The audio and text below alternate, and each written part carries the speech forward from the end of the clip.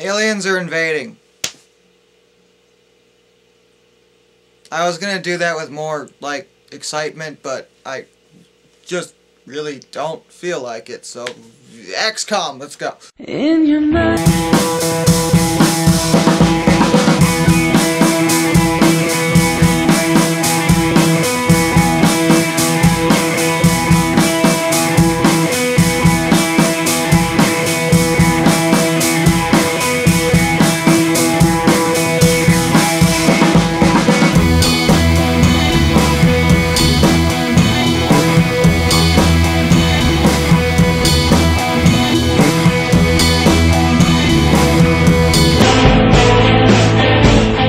You know, I have to admit I wasn't really sure what to expect when it came to playing this game.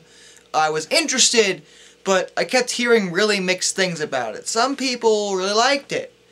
Others really didn't care for it. It's very middle of the road. Now, if you're asking me, after actually playing the game, which is usually what you have to do in order to decide whether a game is good or not, which, believe it or not, a lot of people don't really seem to subscribe to this thought process of maybe I should play it first before developing an opinion.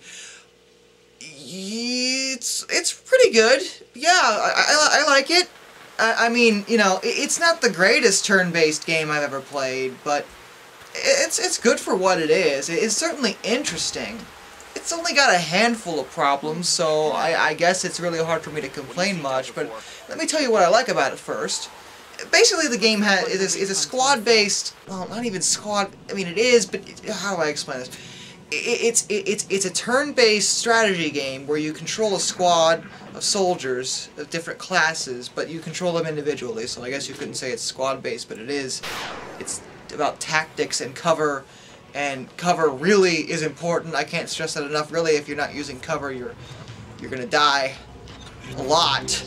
So you should really be doing that, because dying is horrible, and it will happen to you in this game, and then you will lose and feel bad about yourself. And nobody wants to feel that way. You're a special person, and you deserve happiness. And XCOM will make you sad if you don't play it correctly. I'll get to that later. Okay, so the core game mechanics are all about, you know, tactics and cover. And it works really well. I mean, you know, it's turn-based, which I always preferred over real-time strategy. As much as I love StarCraft 2 and League of Legends, it sort of makes it a lot easier to play when you have turns. You have time to think. You have time to process information. You have time to decide what you're going to do next. Real-time does not give you that benefit. There is no mercy in real-time strategy, whereas in this, you have time to think about what you're going to do. It's why I tend to prefer games like this, so like Fire Emblem or Advance Wars, for example. They're very similar in that respect. You have, these soldiers, and you can think about where they're going to do and how they're going to move before you actually move them, which is quite interesting.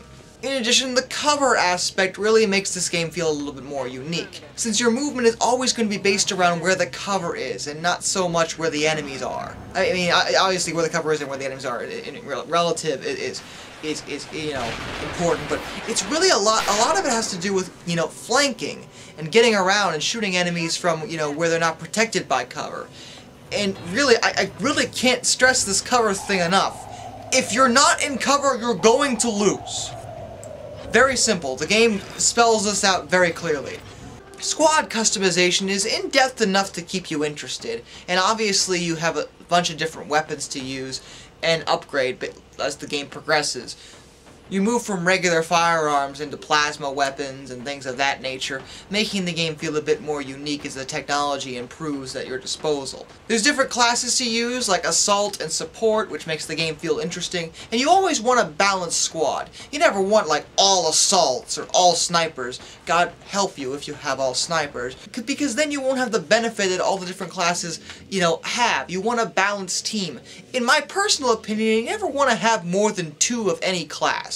Any more than that and the other classes become limited, I mean, sure, you can, I guess. It's purely up to you, but I wouldn't recommend it unless you have to for some reason, like, say, one of your soldiers dies and you don't have enough reserve. Speaking of that, the game's strategy is not as much in the gameplay as it also is in managing your base and your R&D departments and your base structure. You have to worry about so much. Like, your money income and how much money you can spend on R&D, and then you have to worry about, advancing your base, but then you also have to advance the base in the most efficient way possible and order everything accordingly, and at the same time your freaking R&D department is just like, hey, we should build this stuff, and I'm like, I don't have any money, damn it, so you're gonna have to wait, and you want to buy all this cool stuff, but you can't afford it, because your bosses are a bunch of cheap bastards who don't give you enough money for this crap, and then they expect you to defend the entire world with a squad of 6 people.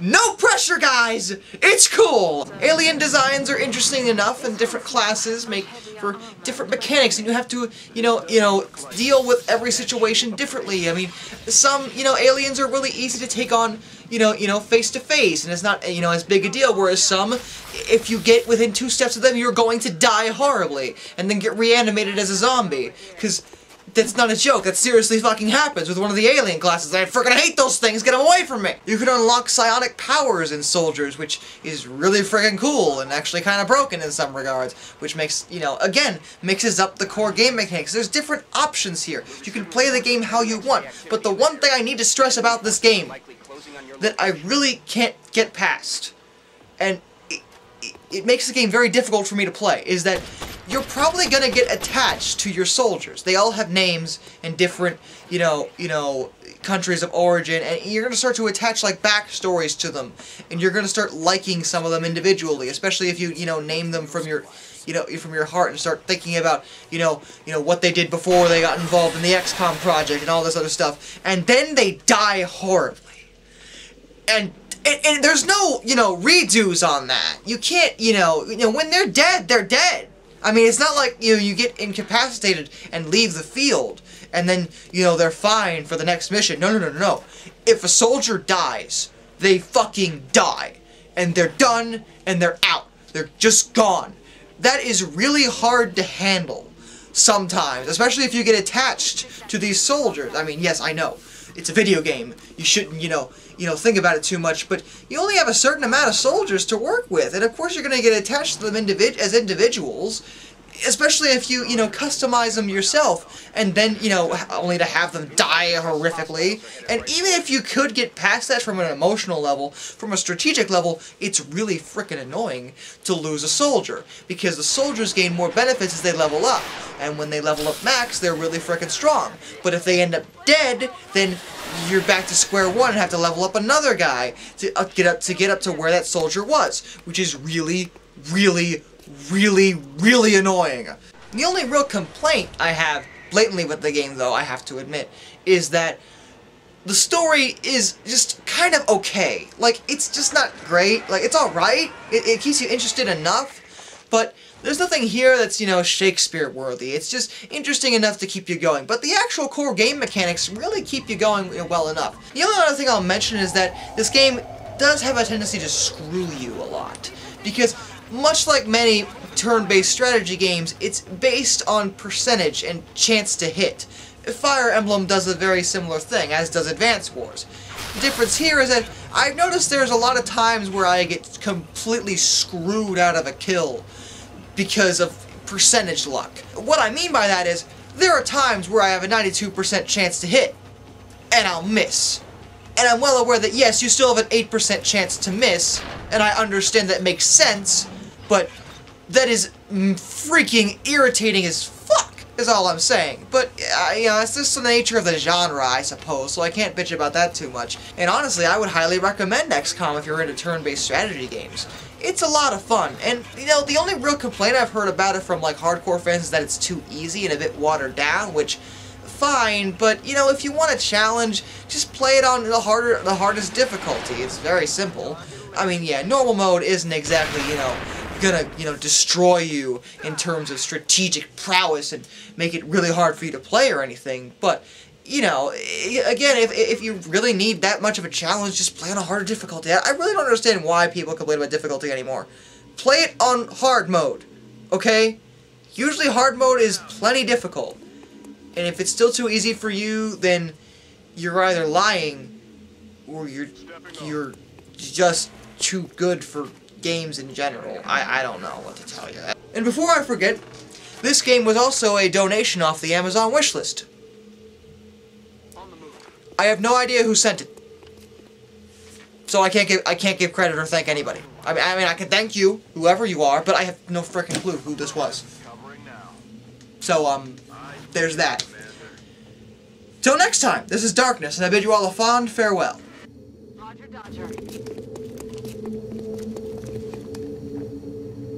Come get some.